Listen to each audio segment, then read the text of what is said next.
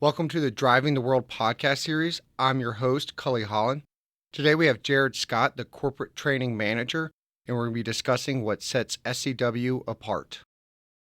Hey, Jared, how are you doing today? I'm doing great, Cully. How about yourself? Doing wonderful. Thank you so much for taking the time and sitting down with us today. Absolutely. So we're going to discuss a little bit of what sets SEW apart, or maybe some things we do quote-unquote differently. And I know I have a few ideas, but I'm very excited to see where you take this.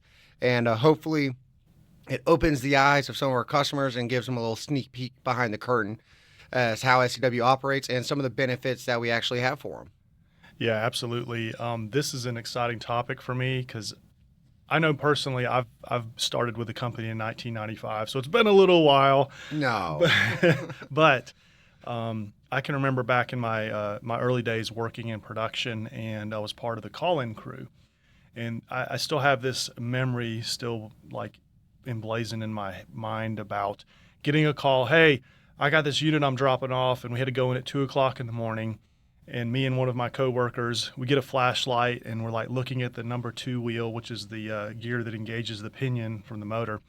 And we got the number off of that. We measured the shaft because it didn't have a nameplate on it. And we figured out from all that by going and getting microfiche out. And then we had to get this big catalog of gear numbers that engineering kept. This is way before all the technology we have now. And we were able to give that customer a replacement unit. We built it.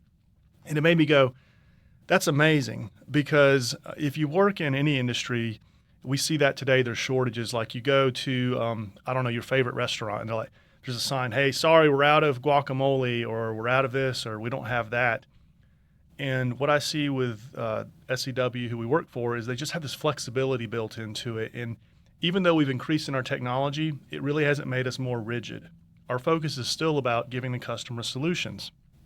And that made me think about Ernst Blickel, who he's, I guess, goodness, that's what, the 40s when he said it?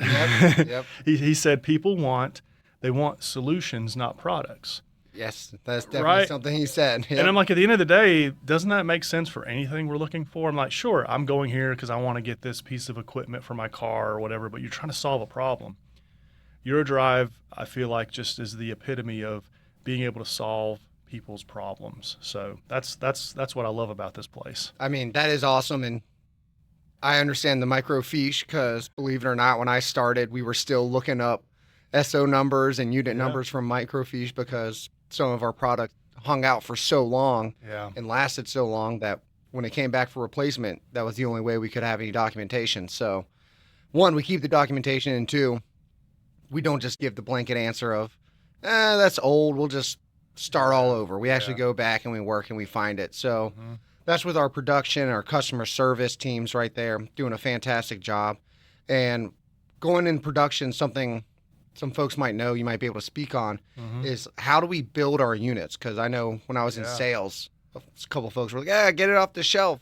Right. And I had to go into the whole story of, well, we actually don't have gear units or gear motors on our shelves. And do you think that's a benefit or? Yeah, I think that it's a benefit how we do things. And the way I would use an analogy for that is I used to work for a fast food chain. I'm not going to mention the name. But we made everything to order, and you got it fresh, and you got it how you wanted it. And, there are some places where they just have a stack of burgers on a tray that gets slid down to the next one, the next one, and the next one, and that's what you get. I'm not saying gearboxes are cheeseburgers, but what I am saying is that, there's a lot of different ways you can approach it. Our approach is we get the customer exactly what they want. And so when they put an order in, like you were in sales, right? They're going to say, we need this. And you're like, okay. And you figure it out. We design the unit in our internal configuration system, and then it gets built. And it's built custom exactly how they want it, whether it's the ratio, the type of shaft they need, the paint color, add-on options, all of that happens specifically for them. And that way they're getting exactly what they need. And to me, that gives us the flexibility to not be boxed into, maybe you've heard this from somebody I'm not talking about gearboxes, but just anything. Well, we have kind of that. We can give you about 90% of what you want. And I feel like that you fail the customer if you can't give them 100% of what they want. And I think that's what sets us apart. We can give the customer 100% of what they want. I mean, that's awesome. And I think that goes all the way back to Ernst, like you mentioned. If we had certain cookie cutter designs and you get what we have, that's a product. But you went through, you said the ratio, the shaft type, the shaft size, paint color, options. We're now giving them a solution. And it's, like you said, custom. So custom is our standard. We're building every unit to our customer specifications, which I like to think is a huge benefit. And something else I know SEW does or can do is folks are going to hear that and be like, oh my gosh, the lead time. So like we're tired of waiting on stuff. And we do have a standard lead time that ebbs and flows, but we have an expedite program, right? Yes, we do. Absolutely. You know, I can, this is going, again, another story time, but we had a customer that was driving probably a 14-hour drive. And they said, hey, we really need this servo motor. And so we built the servo motor, like got the call, got the specs, built the servo motor in an hour and a half, didn't get paint.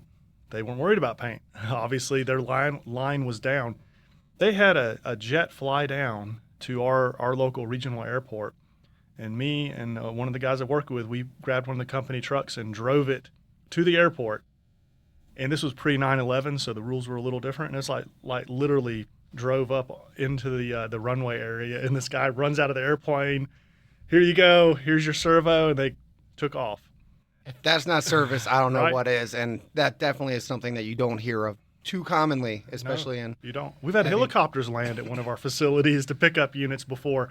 So, you know, I just think that's awesome. And it goes to that whole expedited delivery program. We have a great program to be able to help people.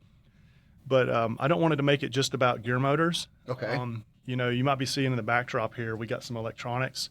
A few. Yeah, we got electronics. We have industrial gearing, which is our larger platform. We offer that flexibility there too. You may think about like electronics, like, oh no, what do we do here? But we have things called Movi kits that are able to give you programs that you need for the type of application that you're in without a lot of, you don't have to get like 20 engineers to sit down with computers and figure this all out. Like a lot of this is pre-developed that it offers you that flexibility. Our industrial gearing, you're replacing an old unit. Some of these gearboxes are out there, they're like 80, 90 years old. Oh, yeah. The company that built them, they're no longer in business. And they say, oh, what do we do here? And it's like, we can go in and design transition bases, all types of things. We can machine a shaft so you don't have to replace all of your other equipment. And then we can do kind of, I'll call it a drop-in place. I don't want to pin ourselves into that. There's a little more to it. That's an oversimplification, but in reality, we can give the customer exactly what they need to minimize the pain and the downtime that they have.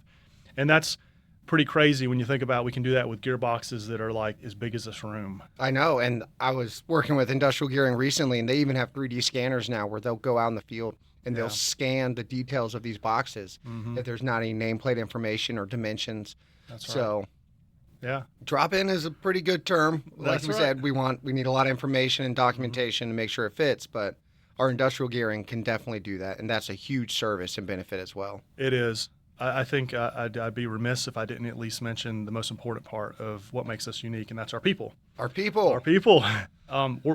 You know, and I know, and everybody knows that if you work at SEW, you may wear different hats, multiple hats, maybe a couple of hats at the same time.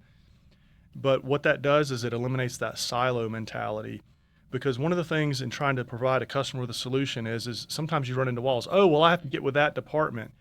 Whereas sometimes it can be easier if you just can walk down to the hallway and say, hey, I got this question about that. And that's kind of how it works here is we all know each other. So I call us the largest mom and pop business in the world.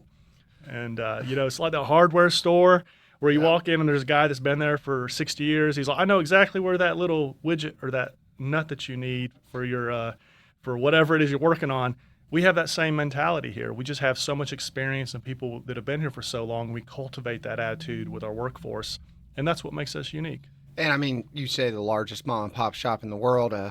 It's funny because you're not even fibbing, because what some folks might not know is we are family owned Yes. globally, not That's just in the United States. That's So right.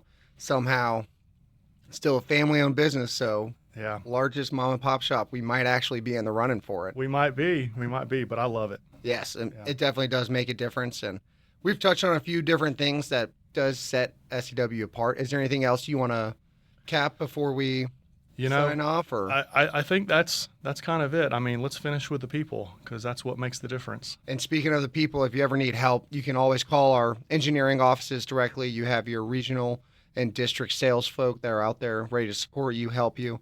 So we definitely, like you said, try not to put up those walls. We trying to be accessible to our customers, whether it be mechanical engineering, electrical engineering, sales support, service. Hopefully you can get in contact with any of those folks. And if you need some contact, our website is a great place to do that, right? It sure is. Well, Jared, really appreciate you coming in, sitting down I today, enjoyed it. My pleasure. and hope to see you again soon. Absolutely.